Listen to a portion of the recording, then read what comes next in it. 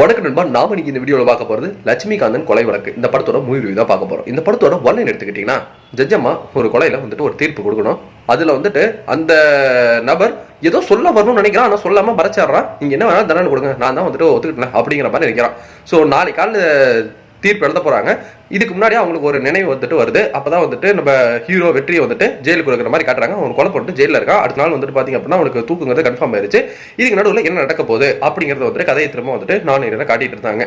So இதுக்கு நடுவில் வெற்றி எதனால கொலை பண்ணிட்டு போய் ஜெயிலுக்கு போனாரு, என்னெல்லாம் நடந்துச்சு, இதுக்கப்புறம் அவர் கண்டிப்பா வந்து தூக்கு தண்டனை கடிச்சு தூக்கில் போட்டாங்களா இல்லையா படத்தோட மீதி கதையை வந்துட்டு அமைச்சிருந்தாங்க.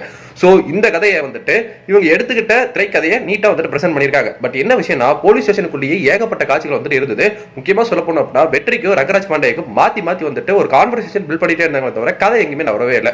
வெற்றி எதுக்காக கொலை பண்ணாரு அப்படிங்கிறதுக்கான அந்த பேக் ஸ்டோரியுமே ஒரு செட்டன் பாயிண்டா இருந்தாலுமே அது பெருசா வந்துட்டு என்ன சொல்றது, ஓகே இதை பண்ணிட்டாங்க, அது வந்து எஸ்கேப் ஆகி எப்படி தப்பிக்கிறாங்க மாதிரி ஒரு கதை இருந்ததுன்னா பெட்டரா இருந்திருக்கும்னு வச்சுக்கோங்களேன். பட் மாட்டிக்கிட்டாரு, ஜெயில போயிட்டாரு, ரொம்ப பிளாட்டான ஒரு ஸ்டோரி எடுத்துக்கிட்டு இதுல அவங்க என்ன சொல்ல வந்திருக்காங்கன்னா, ஒரு தப்பு பண்ணிட்டான், அதுக்கு வந்துட்டு தூக்குங்கிறது வந்துட்டு ஒரு தீர்வா அப்படிங்கிற மாதிரி வந்துட்டு லாஸ்ட்டா கேட்டு வந்துட்டு முடிச்சிருக்காங்க. பட் என்ன விஷயம்னா, எனக்கு இந்த படம் வந்துட்டு ஓவராலா பார்க்கும்போது ஒரு பிலோ ஆவரேஜான படமா தான் இருந்தது. எனக்கு பெருசா எந்த இடத்துலயும் வந்துட்டு கரெக்டபிளா கொடுக்கல. நீங்க இந்த படம் பாத்துறீங்கன்னா உங்களுக்கு இப்படி போச்சு நம்மளோட கமெண்ட் செக்ஷன்ல தட்டி விட்டுருங்க. வெற்றி ஆஸ் யூசுவல் அவரோட நடிப்பை சிறப்பாக வந்துட்டு கொடுத்திருந்தாரு. நன்றி, வணக்கம்.